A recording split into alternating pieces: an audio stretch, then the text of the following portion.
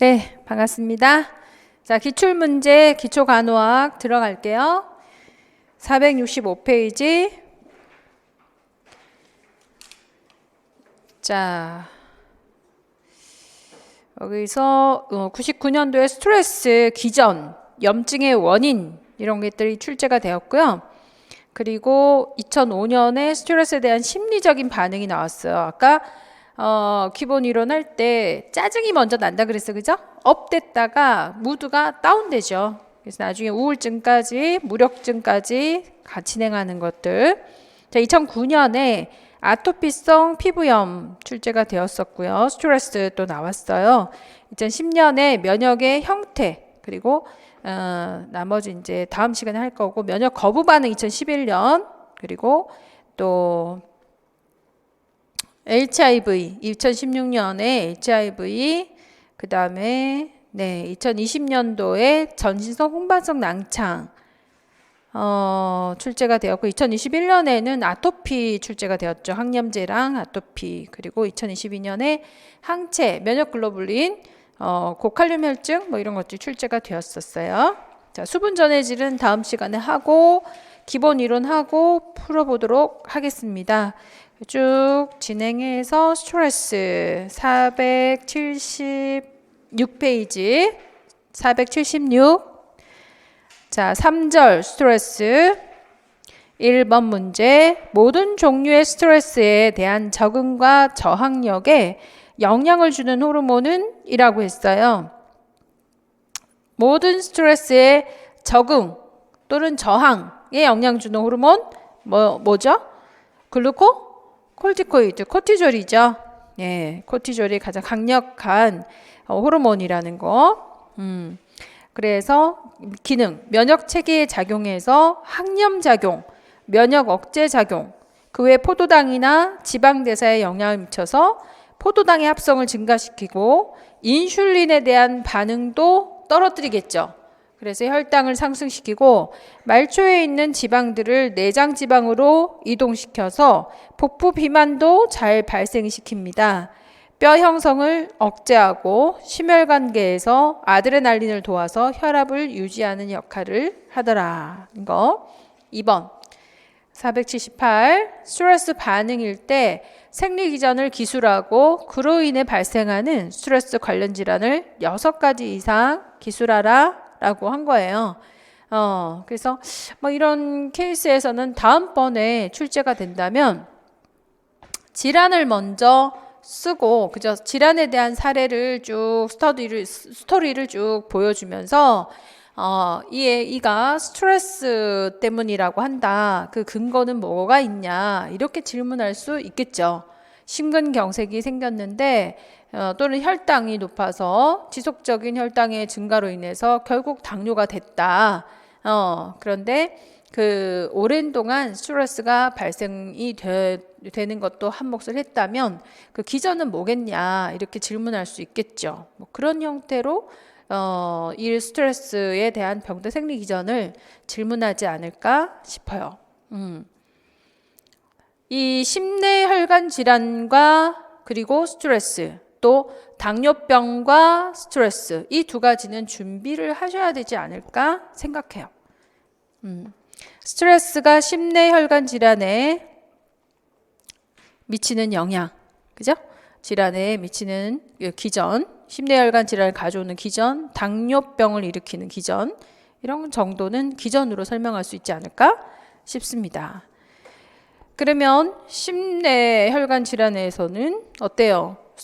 그 글루코콜티코이드가 심장 수축력을 강화시키니까 심장의 그 에너지 그 활동, 그죠? 생산 활동을 너무 강화시키고 또 거기에 따른 수요가 너무 증가되어 있고 생산은 너무 감소하는 그런 상황에서 심근경색에도 빠르게 진행할 수 있는 그런 거하고의 관련성도 설명할 수 있어야 되겠죠.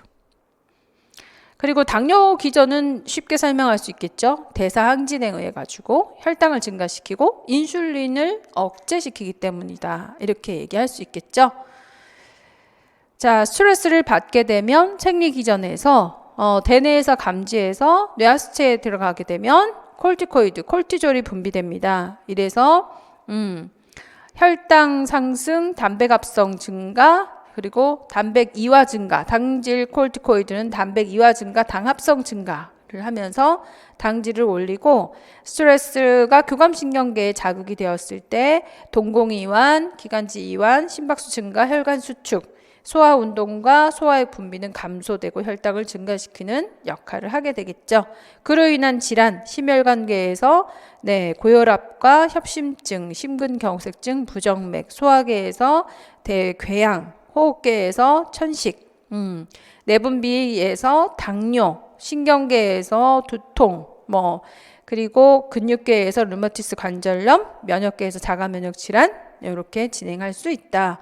그래서 제일 강력하게 스트레스하고 질환하고 연결해 본다면 심뇌혈관 질환과 당뇨병이다. 이렇게 볼 수 있겠죠. 다음에 스트레스가 나오면 그렇게 요점을 물어볼 것 같아요. 그 다음에 3번 스트레스에 대한 심리적인 반응, 짜증에서부터 불안, 초조, 우울, 무력감, 만성 걱정 요 순서로 진행하면 됩니다. B급 이하죠. 2번은 A급이지만 자 4번 셀리에는 스트레스에 대한 적응으로 나타나는 신체적 반응이다 라고 얘기했어요. 상당히 중요한 문제죠. 문제 지문에서 스트레스에 대한 네모로 나타나는 반응이다 라고 표현하는 거예요. 그래서 셀리에는 이 단어를 매우 중요하게 표현하고 있습니다. 적응. 그래서 국소 적응 증후군 또는 일반 적응 증후군 이렇게 얘기를 하잖아요. 그래서 스트레스에 대한 이것으로 반응이 나타난다라고 했을 때는 상당히 이 적응이라는 단어를 잘 쓸까? 이런 생각을 많이 해요. 스트레스를 무슨 존재로 보는 거야? 적응의 존재로 보는 거죠. 스트레스에 대한 적응으로서 생리적으로 반응이 나타난다. 그래서 첫 단계의 단계 이름은 뭐라고? 알람 스테이지, 경고기. 그리고 2단계 스테이지의 이름은 저항기, 3단계는 탈진기. 그래프 생각나시죠? 그래서 fight or fight response다. 대항, 도피 반응. 첫 경고 단계에서 fight. 호랑이하고 싸워보자 이거예요. 이럴 때 생리적인 반응으로 옳은 것은.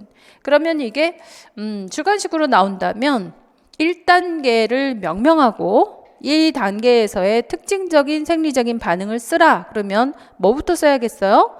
대항, 도피 반응이다 라고부터 표현하는 것이 가장 좋겠죠. 그죠? 경고기에서는 무슨 반응? 대항, 도피 반응이다. 대항, 도피 반응이다. fight. 대항, 도피 반응으로서 동맥압이 증가한다. 위장 혈류량이 감소한다. 혈중 포도당이 증가한다. 근력은 증가하게 되죠. 초기에 증가한다 그랬어요. 동공은 확대된다. 청각은 예민해진다. 이런 내용으로서 표현해 주시면 될 것 같습니다. 그래서 4번 문제에서 우리가 잊지 말아야 되는 건 적응이라는 단어와 그리고 대항, 도피 반응이라는 거. 그리고 생리적인 현상들, 기전들 제시하면 돼요. 자, 5번. 평소 학업 성적이 상위권이었는데 두통, 어지러움, 메스꺼움. 이 시험 보기 전에 말입니다. 근데 최근에 와서 엄마 이혼했고 고모집으로 이사했고 성적 떨어지고 라자루스는 스트레스 이론으로 이를 이제 설명했다는 거죠. 그래서 라자루스 이론으로 서술해봐라 라고 얘기했습니다. 그래서 라자루스 이론에서는 처음에 이 스트레스가 많다라고 생각이 들면 이것이 손실인지 위협인지 도전인지 이걸 구분하라 그랬어요. 그죠? 구분하고 그 다음에 2차 평가에서는 대처 자원, 대안은 있느냐를 평가하는 거다라고 했죠. 1차에서 확인하는 건 스트레스라면 해냐 손실이냐 하나, 위협이냐 하나, 도전이냐 이걸 판단한다. 그래서 지금 1차 평가에서는 성적 저하, 두통, 어지러움, 메스꺼움 이런 신체 반응이 나타났고 이것에 대한 2차 평가, 자원과 대안이 있느냐를 인지하는 것. 이때 나타날 수 있는 신체적인 반응과 심리적인 반응을 제시하라. 앞에 있는 문제하고 똑같죠? 신체 심리적인 반응을 물어봤어요. 그래서 코티졸의 반응과 부신 피질 반응, 부신 수질 반응 이거 이제 제시하면 되겠죠. 또는 부신 수질 반응이 우선입니다. 항상. 그리고 보건교사가 관리할 수 있는 스트레스 관리 방법을 써라라고 얘기합니다. 근거와 함께 써라.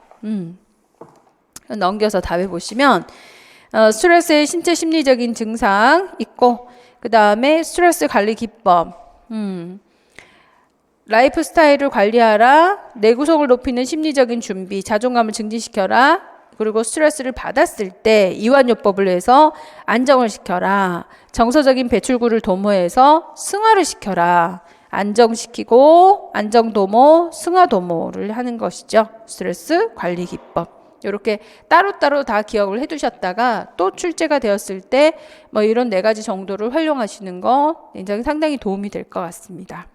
스트레스에 대한 신체 심리적인 반응, 스트레스로 발생할 수 있는 증상, 신체적으로 숨이 막히고 입이 마르고 불면증, 편두통, 눈피로, 어깨나 목에 걸림, 가슴이 답답하고 토할 것 같은 기분, 식욕 저하나 변비, 설사, 신체 나른하고 피로를 느낀다. 그러기 전에 신체적인 반응으로서 심장 박동은 증가하고 말초는 수축해가지고 창백하고 요거 순서대로 쓰시면 되겠죠, 그죠? 네. 숨이 가쁘고 하는 것들. 자, 이렇게 스트레스 반응 여기 정도까지 출제가 되었는데 앞으로 이런 것들에 대해서 상당히 활용이 많이 되어서 적용이 되어 가지고서 변경돼서 기출될 가능성이 너무 많죠. 스트레스는 여러 측면에서 출제 가능성을 굉장히 많이 가지고 있으니까 아주 중요하게 생각하면서 반복하시고요. 그 다음 염증. 자, 조직 손상의 원인 4가지, 물리, 화학, 생물학적, 면역학적 요인, 염증의 4대 증상, 열감, 발적, 부종, 종창. 아주 쉽죠? 염증의 전신적인 영향이라고 했어요. 전신 영향이니까 제일 먼저 올 게 열이지, 발열, 피버. 그리고 두 번째, 아주 정확한 답 3가지. 뭐겠어요? 백혈구 증가지.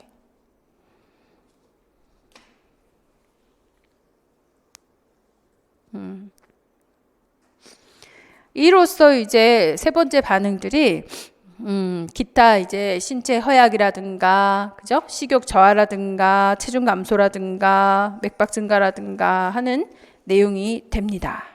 그래서 전신 반응에서 제일 먼저 생각나야 되는 게 피버, 발열이다. 자, 그 다음 484 2번. 신체 개방 상처가 생겼을 때 상처 치유 과정이 생기는데 치유 과정 그리고 합병증. 그러면 1단계 염증기, 그죠? 2단계 증식기, 증식기지 재건기 아니고 섬유아세포 형성기, 증식기고요. 그 다음에 3단계 성숙기 또는 재건기, 적응기로서 한 줄로 설명하는 거 중요합니다. 한 줄씩 표현하고 상처 치유 과정에서 나타날 수 있는 합병증들, 출혈이 될 수 있고 감염이 될 수 있고 기능 상실이 올 수 있고 켈로이드 올 수 있고 그 외에 뭐 있었어요? 누공이 올 수 있고 열공이 올 수 있고 열개가 올 수 있고 하는 것들이 있었죠. 예, 그런 정도로 정리. 똑같은 문제가 나오기는 어렵겠지만 똑같은 문제가 나온다면 땡큐죠 뭐. 그래서 이렇게 나타나기도 하고 3번처럼 15년도에 출제가 되기를 똑같은 문제가 나왔어요. 상처 치유 과정이 지혈 단계 다음에 기역 증식 단계 섬유 증식기 다음에 니은 이렇게 똑같이 이제 과정에 대한 명명을 요구하고 있는 거죠. 단계에 대한 명명, 기역 단계 염증기가 되겠죠? 염증기. 그 다음 증식기를 거쳐서 니은 단계, 제3단계가 성숙기, 적응기, 재건기 뭐 다 좋아요. 그래서 명칭을 순서대로 쓰라라고 해서 명칭만 쓰면 되는 걸로 명칭이 나왔으니까 다음에는 내용이 나올 수도 있겠죠. 그러면 내용은 이렇게 지문에 나온 대로 자, 염증기는 불필요한 조직과 미생물을 파괴하는 단백분의 효소가 상처 부위에서 분비된다 라는 거. 증식기, 상처가 유가조직으로 채워지고 수축되고 상처 표면에 재형성이 된다. 니은, 성숙기, 콜라겐이 재조직화되고 흉터가 재건되면서 상처가 치유된다. 예, 요 지문을 자꾸 보고 외워두시는 게 좋겠죠, 그죠?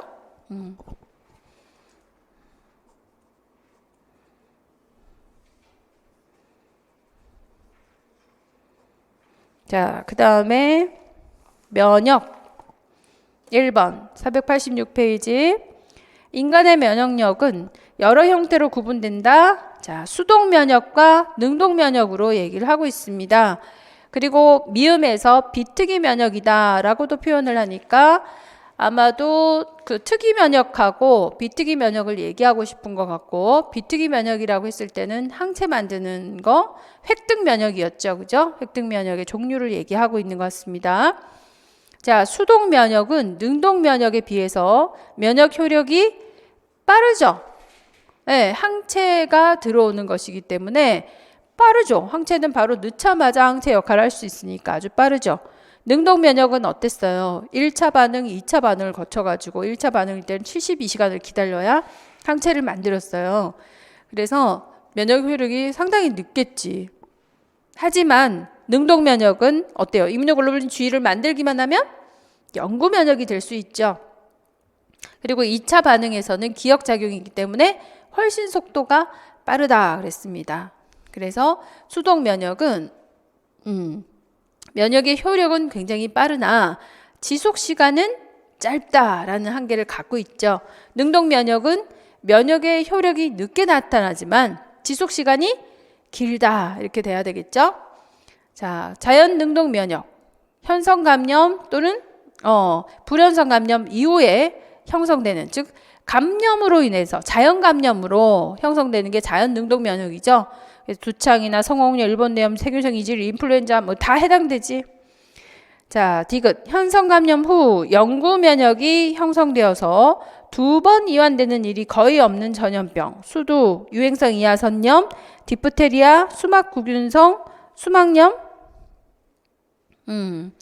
주로 이제 그 수두는 장기, 그렇죠. 영구 면역이 되는 게 수두, 유행성 이하선염이지만 디프테리아는 독소를 가지고 있어요. 그래서 들어올 때마다 독을 형성하기 때문에 얘는 영구 면역이 어렵습니다. 그 다음에 인공 능동 면역입니다. 사균 백신에 해당하는 질병은 황열, 뭐 사균 백신까지 알아야 되나? 황열이나 탄저, 홍역, 백일의 홍역은 생백신으로 제일 유명하잖아요. 그래서 여기서 제외됩니다. 사균 백신, 그쵸, 제외되고 인공능동 면역 별로 중요하지 않아요. 리을.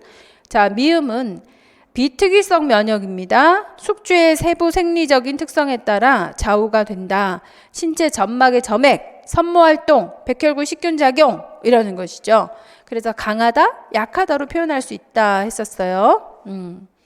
그래서 다시 또 유추해 본다면 자연 면역, 수동 면역과 능동 면역을 구분하는 것, 즉 획득 면역은 굉장히 중요하구나, 자주 질문이 된다라는 대상이 되고요. 그리고 특이 면역과 비특이 면역을 구분하는 거 중요해요. 비특이 면역에는 대신에 1차 방어선이 있었지만 2차 방어선도 있다라는 거. 2차 방어선이 바로 뭐다? 염증이었죠. 그죠? 그걸 기억하고 계셔야 돼요. 자, 2번. 태반 또는 모유에 의해서 항체를 받았다면 이 면역의 형태는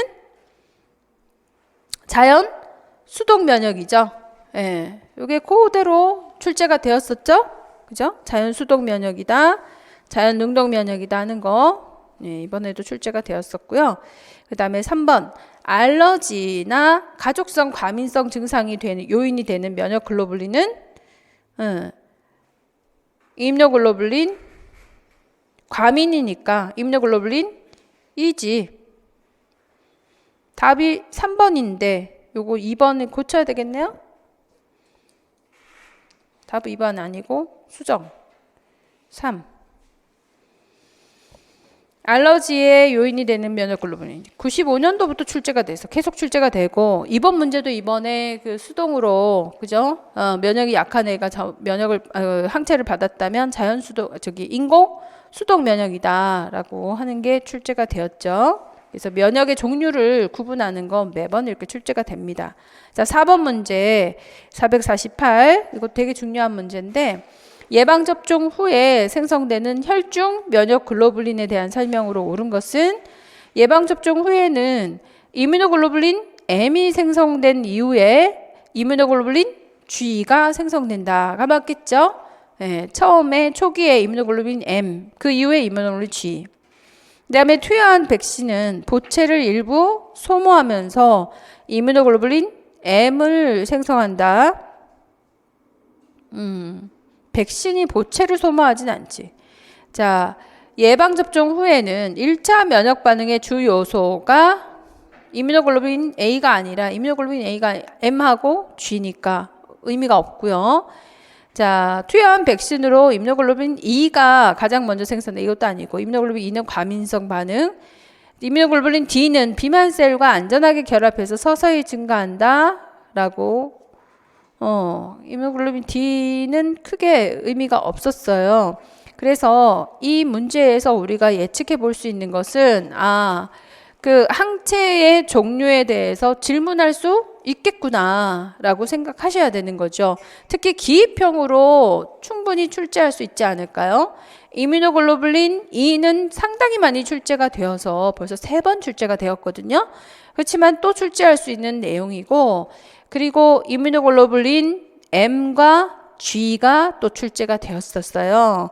주관식으로 출제가 되었었죠. 출제되었고 그 다음에 또 출제할 거는 이뮤노글로불린 A겠지. 그죠? 이뮤노글로불린 A. 점막을 보호하는 이뮤노글로불린 A. 이런 것들을 구분하는 것들이 충분히 출제될 수 있다. 반복해서 출제하고 있구나 생각하시면 될 것 같아요. 더불어서 이렇게 체액성 면역의 종류들이 출제가 많이 된다면 세포성 면역의 종류도 출제할 수 있어 없어요? 세포성 면역이라고 그러면은 특이 면역 중에 세포성 면역 뭐 있어요? T셀이죠? T셀의 종류들. 헬퍼 T셀의 역할 CD4로 출제가 되었었고 사이토톡식이라든가 킬러셀이라든가 슈퍼프레셔 억제 T셀이라든가 하는 것들도 기입형으로 출제될 수 있어요. 자, 그래서 체액성 면역과 세포성 면역을 분류하고 그들의 기능들을 설명할 수 있도록 또는 기입할 수 있도록 명명할 수 있도록 해 두셔야 됩니다. 그렇게 준비하면 아주 완벽하지. 자, 과민 반응. 알러지성 천식 알러지를 일으키는 인자에 노출됐을 때 과민 반응의 기전을 써라. 자, 먼저 이뮤노글로불린 E. 그리고 비만세포와 호염기구에 붙었어요. 얘가 Y가 꽂혀가지고 활성화되면 히스타민 나오죠. 이로 인해 가지고 염증 반응이 나타나. 뭐죠? 혈관 확장 3가지 병태 생리 기전이 있었죠. 혈관이 확장돼요. 모세혈관 투과도가 증가돼요. 점액이 생성돼요. 네, 이로써 마지막 기관지가 수축했어요. 점막 부종이 생겼어요. 과다 분비물이 생겨서 기도가 폐색됐어요. 이로 인해서 어떤 증상이 나타났죠? 천명음이 나타나고 질식감이 생기게 되고, 그죠?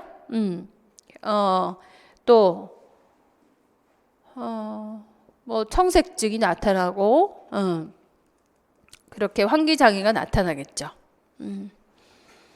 자, 그렇게 정리할 수 있어야 돼. 이건 반복해서 아마 출제될걸? 그 다음에 아나필락시스. 자, 이 아나필락시스가 여기서 멈췄어요. 그러니까 객관식으로만 출제가 됐지 주관식으로 나오지 않았다라는 점에서 충분히 출제가 가능할 거다 생각을 합니다.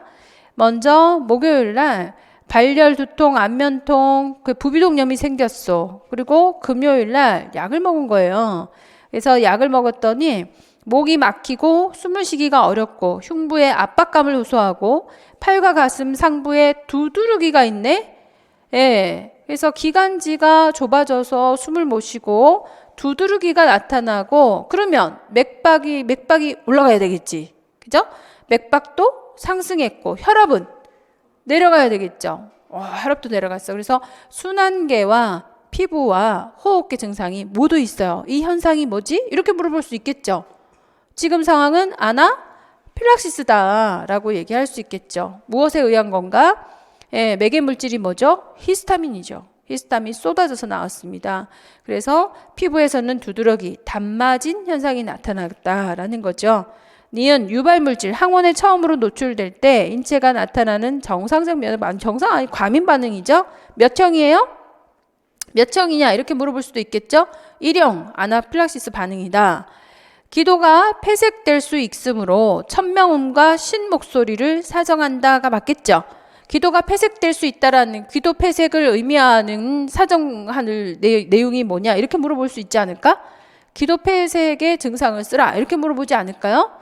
천명음, 쉰 목소리, 또는 이제 흉부 압박감, 숨쉬기 어려움 뭐 이런 것들이 사정돼야 되겠죠. 그 다음 네, 에피네프린 투여는 항히스타민제가 투여된 후에 고려돼야 된다. 우선적으로 투여할 건 항히스타민제제가 아니고 에피네프린이죠.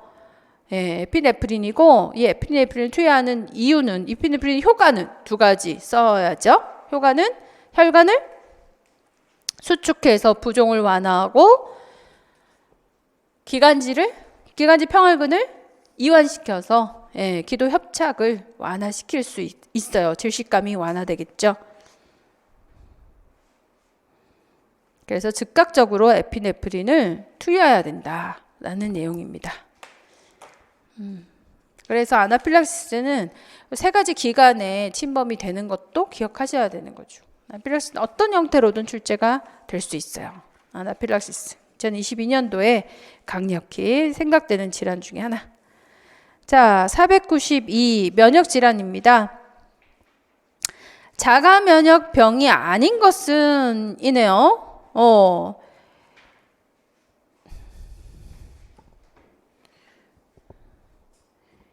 히스토플라시모병 진균감염증이니까 뭐 이런 거 크게 중요하지 않지. 일단 자가면역병, 다발성 경화증, 사구체 신염, 르마티스열. 자, 다발성 경화증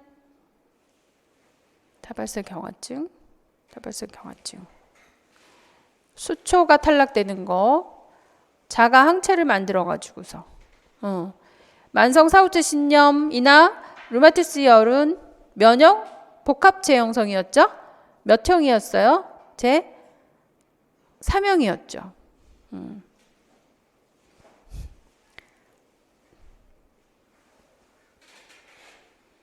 제 3형.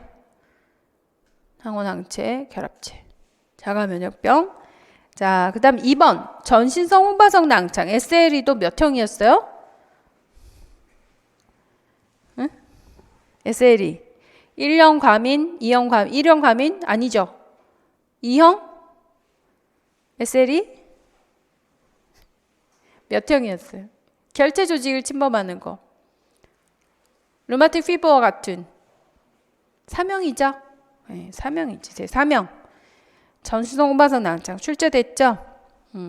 자가 항체가 형성되고 자가 항체의 과소 생산, 과다 생산이겠지. 에? 자가 항체로 인해서 발생하는 질환입니다. 뭐 그렇게 자외선과 관련이 많지, 그죠?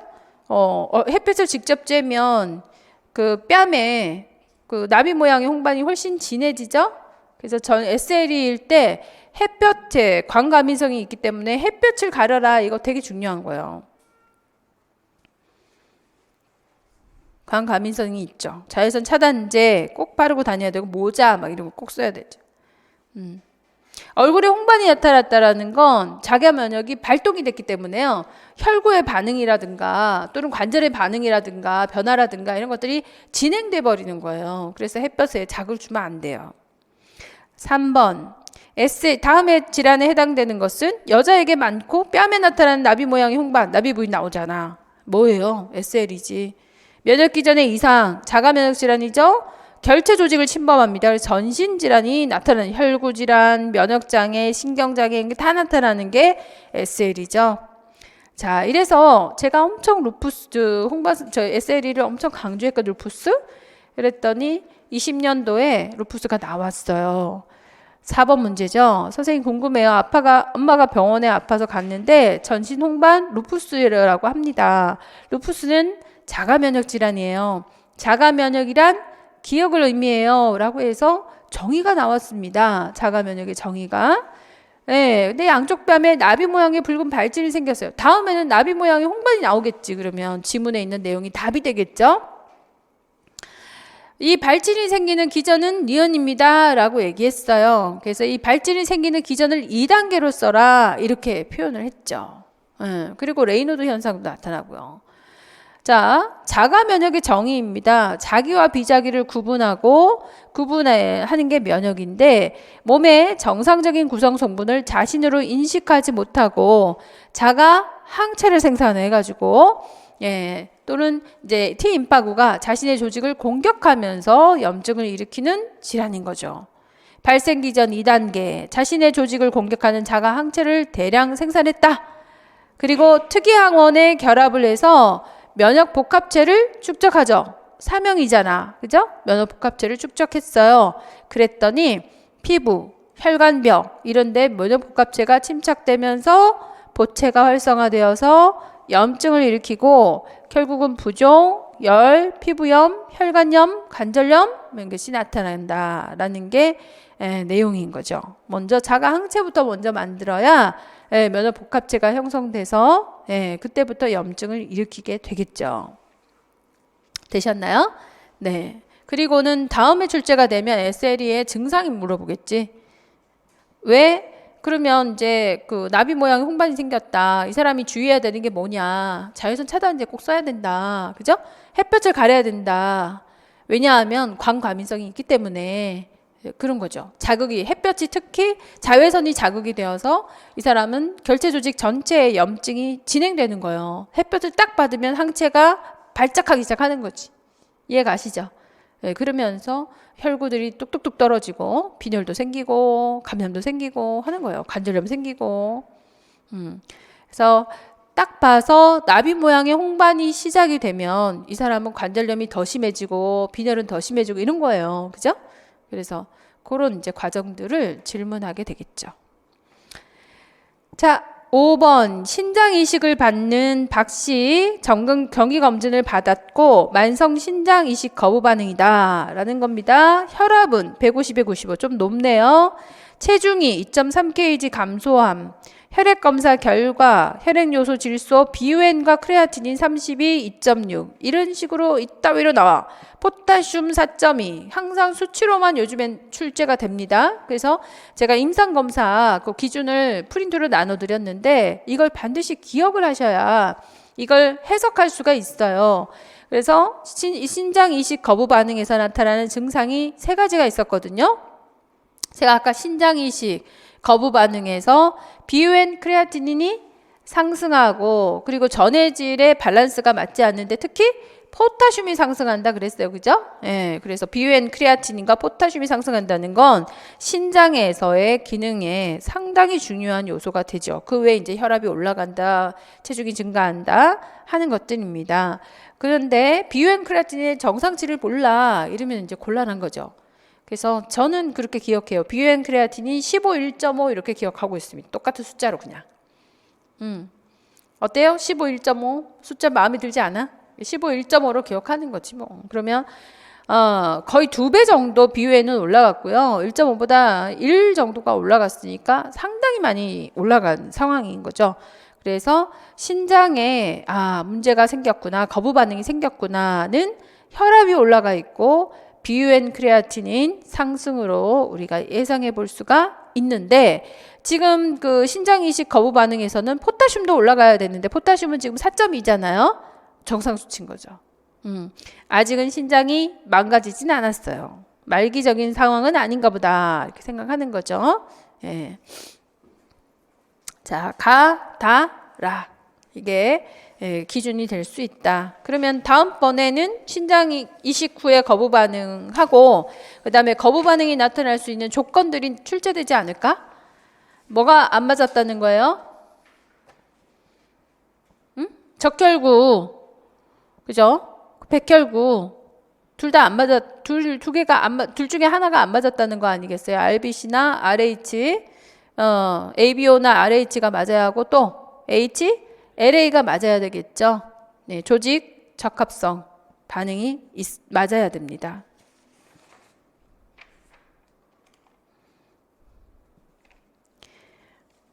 그래서 항원 두 가지, 적혈구 항원, 백혈구 항원. 그 중에서 조직 적합성이라고 하는 HLA, 백혈구 항원이 무지하게 중요하겠죠.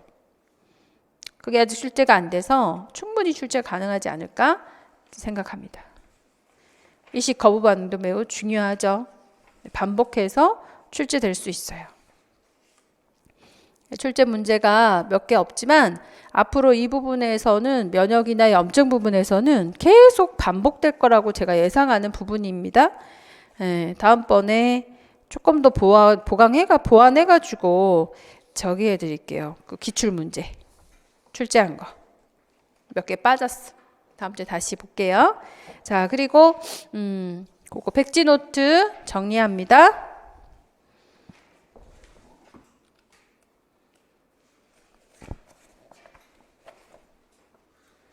백지 노트의 건강 사정에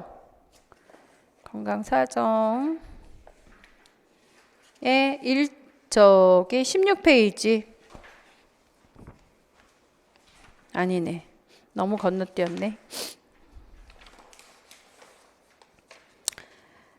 자, 6페이지에서 제일 중요한 건 건강 사정의 내용이니까 현 병력 사정에서 PQRST 있죠? PQRST 에서 완화, 악화 요인, 퀄리티, 그다음 리즌, 그다음에 시비얼리티, 타이밍. PQRST 꼭 기억하셔야 되고, 그다음에 건강 사정하는 방법, 순서 기억하셔야 된다. 복부 순서 기억하셔야 된다 그랬고, 그다음에 체온계, 체온 건강 사정에서는 뭐 읽어보시면 될 것 같아요. 그 정도는 하고요. 그 다음에 도구에서 캘리퍼가 하는 역할은 피하 조직의 피부 주름 두께, 펜라이트, 동공 수축, 각막 반사 이런 거 사정합니다. 눈 검사하는 거, 검안경 검사, 망막과 안저 검사한다 그랬어요. 그죠? 그 다음 10페이지 우드램프 제일 중요하다 그랬어요.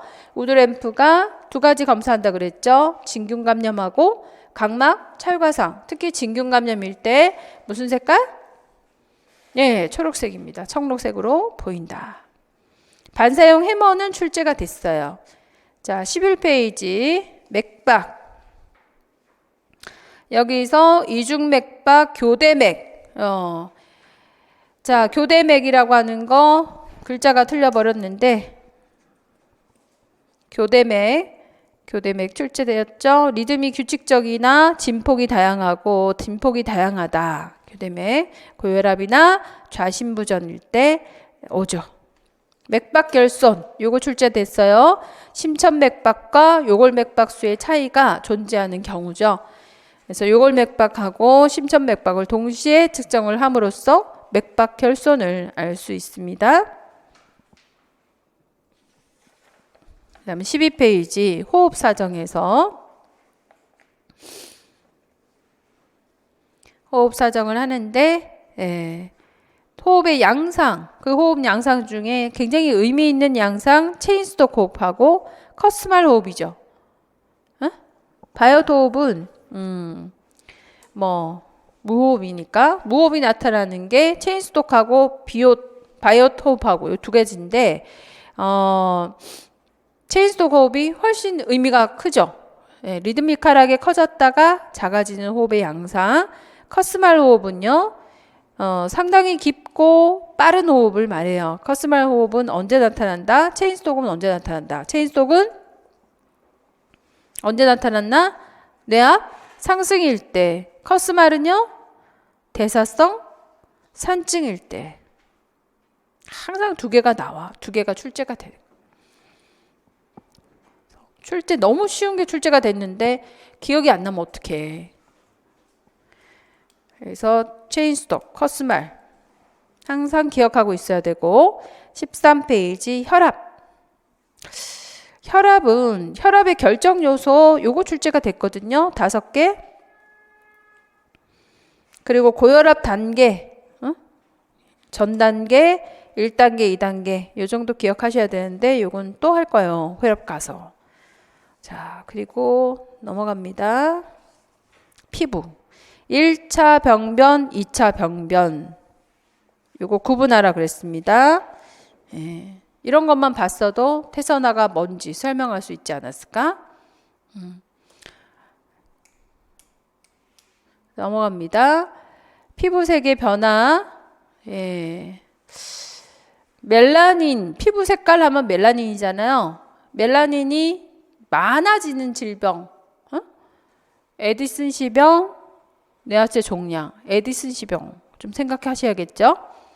에디슨 시즘에서 멜라닌이 많아져. 궁금하지 않아요? 에디슨 나올 수 있죠. 그리고 청색깔, 이건 심폐의 문제. 적색깔, 산화혈색소가 증가되는 걸 물어보지는 잘 않아요. 그러니까 별로 의미 없어. 적색도 청색도 이걸로 물어보지는 않을 거예요. 황달도 빌리루빈 증가되는 걸로 물어보지는 않을 거고, 색소의 감소, 백반증 뭐 정도. 그러니까 에디슨시 병에서 특징이 멜라닌 침착이다. 그리고 손톱은 스푼 형태 손톱하고 곤봉상 손톱하고 이 두 가지가 번갈아 가면 둘 다 엄청 자주 나오는 거죠.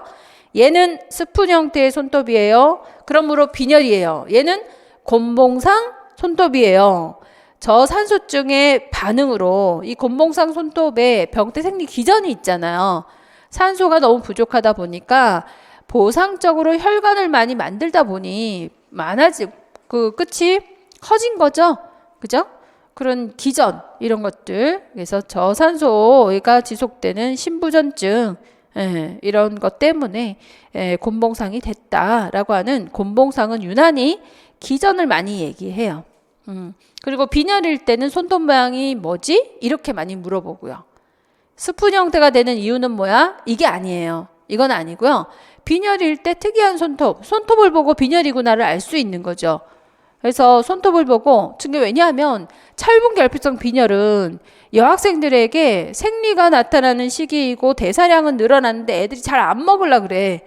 이래가지고서 찰분 결핍성 빈혈이 되는 애들이 많거든요.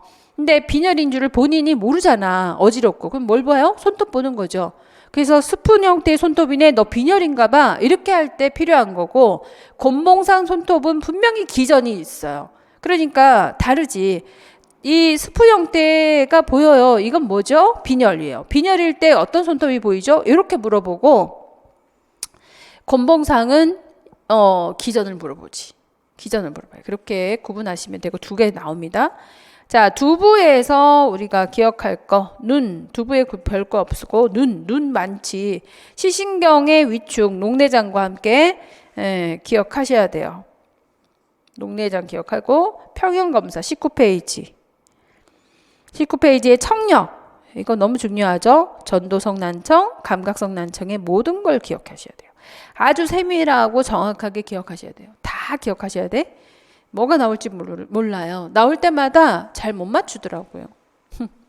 쉬운데 이게 정상 소견, 비정상 소견을 정확히 써라. 정확히를 못 쓰는 경우들을 많이 봤어요.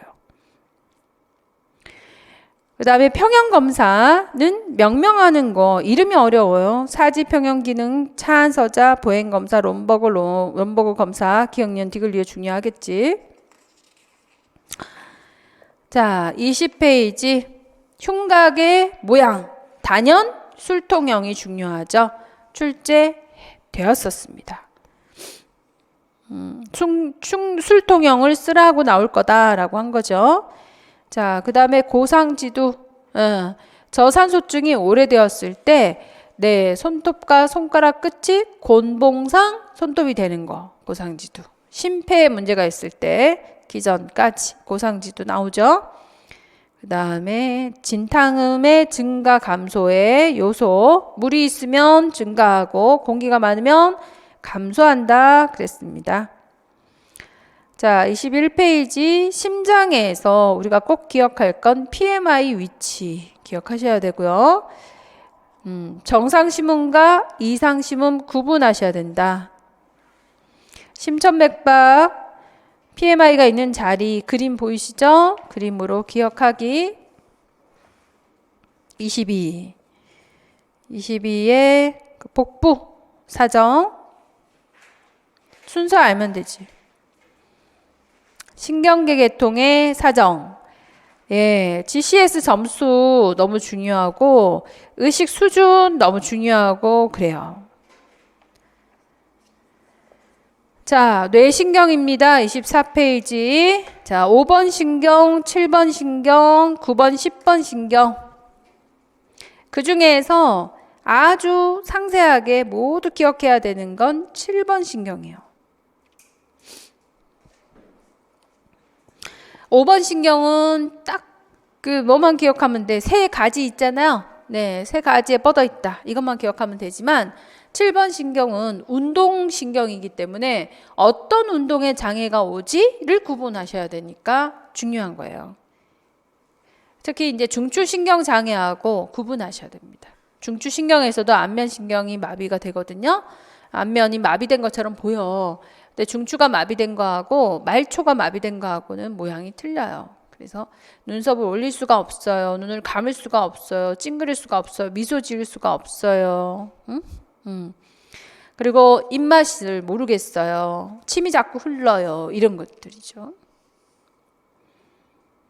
자, 팔신경에서도 전정신경, 와우신경 구분하셔야 되고요. 평행감각하고 청각감각하고 구분하셔야 됩니다. 자, 흡인해가지고 기도 질식이 일어날 수 있는 경우가 9번, 10번 신경의 마비일 때 흡인될 수 있어요. 너무 위험하잖아요. 9번, 10번. 그 다음에 26페이지. 유방사정. 다 중요해. 유방사정은 꼭 나올 수 있으니까 나올 때가 됐거든요. 유방. 반드시 나와요. 28페이지. 염증. 자, 이제 염증은 네, 조직 손상의 원인도 중요하고 기전. 네, 기전, 혈관의 변동, 혈관 투과도의 변동, 백혈구의 활약으로 염증 기전이 진행이 되고요. 자, 염증의 3단계 염증기, 혈관성, 세포 삼출, 조직의 회복과 복원. 염증의 3단계보다는 염증의 치유 3단계로 기억하시는 게 훨씬 나으실 것 같고, 자, 염증의 국소 증상 5개도 중요하고 전신 증상, 발열의 기전도 중요하다 그랬고요.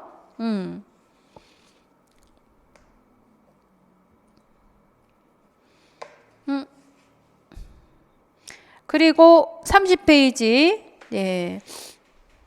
세포는 세막내피세포. 이 세막내피세포가 적혈구와 과립백혈구의 전구물질이라는 거. 여기 이 세막내피세포가 식균 작용의 기능을 하고 상처 치유를 보조합니다. 예, 균 침입을 방어하는 역할을 하는 거. 그리고 과립백혈구, 무과립백혈구 구분하고 과립백혈구의 기능, 무과립백혈구의 기능 이런 것들 의미가 있어요. 간단하게라도 표현할 수 있으셔야 하겠죠. 다음에 31페이지 1차 방어기전, 2차 방어기전. 이거는 이제 조직 손상이 있었을 때 1차 방어기전, 2차 방어기전. 2차 방어기전의 의미가 크겠죠. 2차 방어기전에 세막내피계, 백혈구뿐만이 아니라 NK도 있고, 그죠? NK도 포함되겠지. 그 다음에 조직의 방어 기능에서 림프절, 비강, 비장, 간, 골수, 근신경계. 여기서 이제 뭐 간에도 대식세포가 있잖아요. 그 이름이 쿠퍼셀. 뇌에도 대식세포가 있었죠. 마이크로글리아 세포 이런 것들 출제될 수 있겠죠. 자, 그리고 32페이지 혈관계 반응의 기전, 삼출액의 역할, 이런 것도 중요하겠습니다.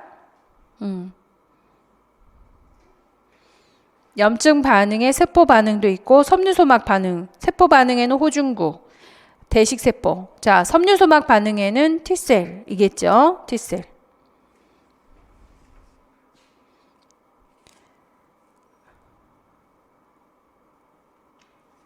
자, 34페이지는 그닥이고 35페이지 네, 염증의 치유 단계, 잠정기, 증식기, 성숙기, 재건기 중요하다 그랬어요. 36페이지 드레싱 하는 거, 거즈 드레싱하고 하이드로겔 드레싱하고를 구분하는 거 있잖아요. 비교하는 거.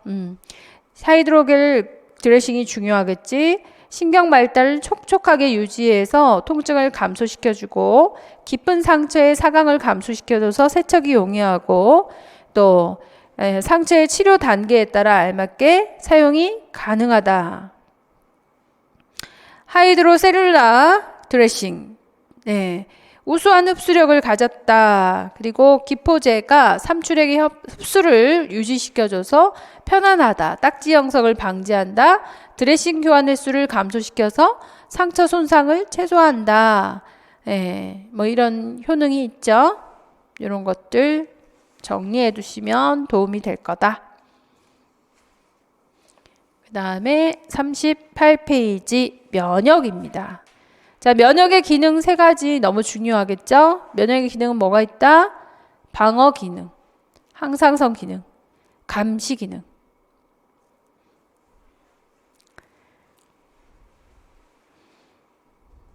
자, 그리고 39. 면역 반응의 특징. 이건 특이성, 이건 기억작용, 이건 자기관용성. 요 세 가지가 제일 중요하다 그랬어요. 그죠? 기억작용은 재차 노출이 됐을 때 이를 기억하고 반응을 일으켜서 그냥 빠르게 반응할 수 있다 그랬습니다. 그래서 면역 반응에는 이 기억작용에 의해서 1차 면역 반응, 2차 면역 반응이 있다 그랬죠. 1차, 2차를 구분하는 거는 속도예요. 그죠? 속도야. 그 다음에 자기관용성. 자기에 대해서는 면역 반응을 나타내지 않죠. 그런데 자기관용성이 떨어진 경우 어떤 문제가 생겨요? 자가 면역 질환이 생기는 거죠.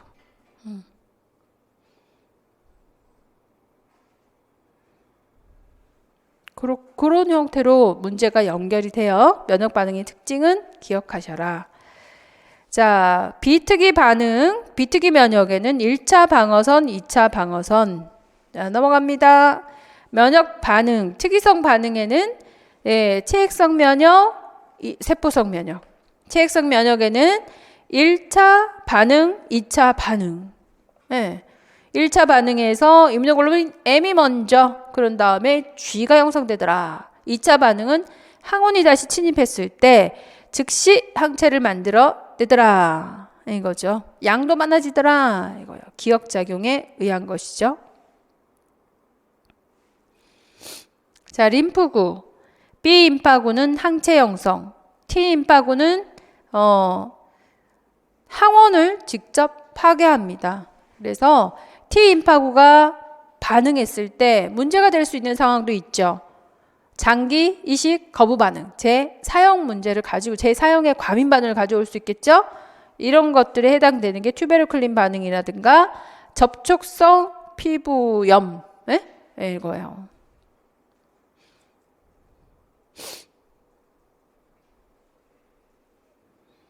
자, 그 다음 면역의 종류. 선천 면역과 후천 면역으로 획득성 면역 구분하는 거. 예를 들 수 있어야 되죠. 자연 능동 면역에 해당되는 거, 인공 능동 면역에 해당되는 거. 예를 들어서 제시하면 돼요. 이건 자연 능동 면역이야. 이건 자연 수동 면역. 맨날 이거 구분하라 그러잖아요. 그죠? 구분할 수 있으셔야 됩니다. 벌써 2번이나 출제가 되었었어요. 자, 세포 중계성 면역에 관여하는 거. 네, T임파구죠. 헬퍼 T셀, 슈퍼프레셀 T셀. 자, 이 억제 T셀, 이 헬퍼 T셀이 없으면 항원 인식을 못하니까 에이즈 같은 문제가 발생할 거고, 이 억제 T셀이 자기 역할을 못하면, 자기 역할을 하면 비자기 세포나 단백질의 과잉 반응을 못 일으키게 하겠죠. 근데 이게 자기 역할을 못하면 정상인 자기 세포에 뭐를 형성하게? 자가 항체가 형성이 될 수 있다라는 거예요. 그래서 억제 T셀이 제 역할을 못해도 자가 면역 장애를 초래하게 됩니다. 사이토톡식 T셀은요, 바이러스에 가장 효과적이에요. 바이러스에 감염된 그 세포 있잖아요. 이런 것들 다 굉장한 효력으로 이게 파괴하게 되죠. 왜냐하면 바이러스에 감염된 세포 자체가 계속해서 활성화돼서 증식하기 때문에 자체를 없애버리는데 아주 탁월한 효과를 가지고 있어요. 그리고 암세포에 아주 민감한 건 내추럴 킬러 셀이죠. 네, NK예요. 자연 살해세포. 즉, 이 자연 살해세포는 그러나 T셀의 감작 과정을 거쳐야 안 거쳐요. 거치지 않아요. 네. 이 NK세포는 비자기 세포막 항원에 대한 감작 과정을 거치지 않고 바로 세포 독성 효과를 가질 수 있습니다. 네. 그래서 건강하지 못하거나 비정상적 자기세포를 파괴하는데 아주 효과적이다. 암세포. 하지만 이제 사이토카인의 효과, 사이토카인하고 밀접한 관련이 있기 때문에 이 사이토카인을 늘리는 T셀에 의해서도 NK는 움직여요. 그래서 이런 특징들을 기억해 두는 거 있잖아요. 이게 이 T셀에 문제가 생기면 자가항체를 발생하게 한다. 이건 뭐냐? 억제 T셀. 그죠? 얘가 인식되질 못하면 다른 백혈구의 활동을 조절하지 못한다. 누구예요? 헬퍼 T셀. 이런 거죠. 바이러스의 가장 효과적인 T셀은 사이토톡식. 암에 굉장히 효과적인 것은 비자기를 인식하는 거. 그렇죠? 감시 역할을 제일 잘하는 건 NK예요. 방어 역할을 엄청 잘하는 게 사이토톡식 T셀이에요.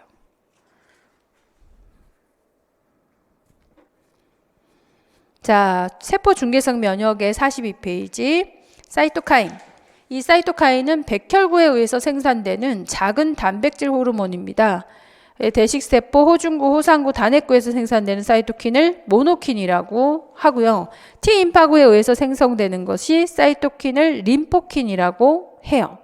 림포카인, 인테루킨, 인터페론, 종양괴사인자 이런 걸 다 사이토카인이라고 얘기하는 것이죠.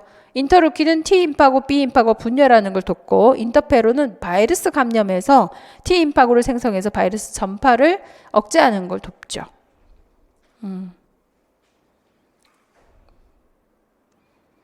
면역과 관련된 병리적인 상황, 후천성 면역 결핍증이고요. 여기서 CD4 병태 생리 중요하죠. 여러 번 출제가 되었고, 진단, 엘리사 진단이라는 거 기억하셔야 되고요. 그 다음 면역 44페이지 과민 반응.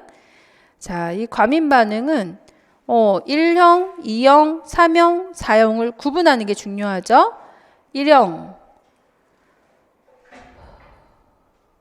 이뮤노글로불린 2가 형성이 되면서 E가 형성되면서 혈관 투과도가 증가되는 것을 말했고, 히스타민 분비로 혈관 투과도가 증가되는 거.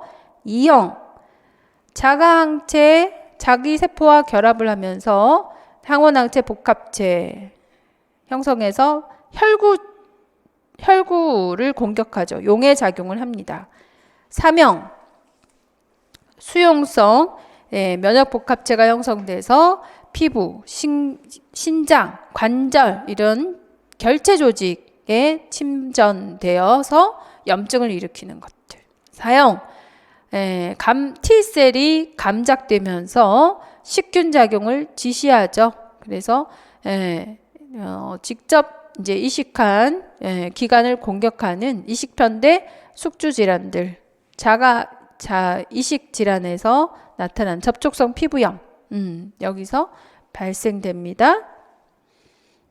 자, 그렇게 해서 1형, 2형, 3형, 4형 구분하는 거 굉장한 의미를 갖고 있다 그랬습니다. 그리고 나머지 이거 알러지성 비염, 그 다음에 아토피성 피부염, 여기도 있잖아요. 급성 습진이 같은 부위에 오래 계속돼서 피부 두꺼워지고 표면이 거칠고 콧갈색으로 침범된다. 코끼리 같은 피부 태선아 라고 제시하고 있네요. 진단 기준 알으셔야 되고, 그 다음에 넘겨서 단마진 팽진이 형성돼서 히스타민 일용 때문인 거죠. 문제는 기도 부종, 후두 부종이다. 보건지도에서 급속히 악화되는 심한 증상, 후두 부종이 의심할 때 에피네프린을 줘야 된다. 에피네프린의 효과는 2가지였어요. 2가지를 쓰셔야 되고요. 자, 49페이지 아나필락시스. 이 아나필락시스의 가장 의미가 있는 것은 대표적인 증상이죠. 대표적인 증상, 기관 3가지를 침범하는 거 있죠. 피부의 두드러기, 호흡계의 후두 부종, 순환계의 저혈압과 섬액, 샥이 나타나는 거죠. 혈관 투과도의 증가로. 이렇게 이 3가지가 제일 중요합니다. 자, 치료는 에피네프린이었고, 에피네프린의 효과 2가지가 있습니다. 그래서 여기 자가주사용 에피네프린 사용 방법까지 한번 읽어보세요. 이게 학교에 요즘에 제시하고 있는 내용이니까. 아나필락시스 샥일 때 응급처치, 구급처치할 수 있다라고 되어 있기 때문이죠. 그래서 그거 그렇게 제시하고 2020년에 변하고 한 번도 출제가 안 됐어요. 그러니까 출제될 가능성이 굉장히 높겠지. 자, 그 다음에 51페이지 발열기전입니다. 발열에는 발열기전이 제일 중요하죠. 그리고 열 생산에 영향을 미치는 5가지 요소 있죠. 이것도 기본 간호학으로는 중요합니다. 열을 생산하려면 대사열, BMR이 받쳐줘야 되고요. 근육이 떨어져야 되고요. 갑상선 호르몬이 생산돼야 되고, 에피네프린, 노에피네프린이 대사량을 증진시켜줘야 되죠. 그리고 열을 내기 위해 체온을 증가시켜줘야 됩니다. 열 소실에 영향을 미치는 것도 이건 방사, 이건 전도, 이건 대류, 이건 증발. 그 원리를 제시할 수는 있어야 돼요. 아이스백을 자, 이거 이제 겨드랑이에다가 대주잖아요. 그죠? 또 겨드랑이에 대어줄 때 어떤 원리를 이용을 했나요?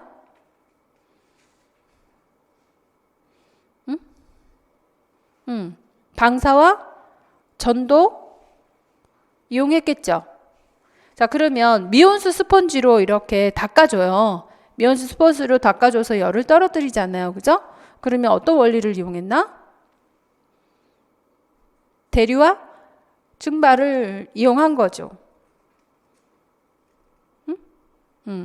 대류하고 증발하고 이렇게 쑥쑥 닦아주면서 따뜻한 공기는 올라가고 시원한 공기로 대치시켜 주잖아요. 대류로 활용했고 증발을 시켰지. 전도도 있네. 예. 그죠? 낮은 온도로 열이 떨어지도록. 그래서 그런 형태로 질문을 할 거란 얘기죠. 자, 그 다음에 스트레스 53페이지에 스트레스 신체 반응, 스트레스의 신체 반응 제일 의미가 있으니까 대뇌에서는 위험을 감지하고 에피네프린, 노에피네프린에 의해서 그 베타2 감수제가 있으니까 뇌의 혈관은 늘어나겠지. 자율신경계 순환계에선 베타1이 있어서 심박수가 증가하겠죠. 말초혈관은 알파 감수제가 있으니까 수축하겠죠. 혈압이 상승되겠죠. 호흡계에서는 베타2가 있으니까 기관지가 확장되겠죠. 호흡이 깊고 빨라지겠죠. 소화계에서는 베타2가 있어서 소화관 평활근의 운동성이 감소되겠죠. 소화 효소 분비가 억제되겠죠. 줄겠죠. 소화불량이 되겠지. 식욕부진이 되겠죠. 간 골격근에서는 글라이코겐이 글루코즈로 혈당이 증가되겠죠. 자율신경계의 변화, 그다음 부신 피질에 의해서 그 대사작용이 증가돼서 당신생, 항염작용, 심박수의 증가, 골격근의 근력이 세져요. 근육 소모도 나타나고 T셀이 성숙하지 못한다. 그래서 3고가 형성이 된다라고 그랬습니다. 자, 그 다음에 55페이지.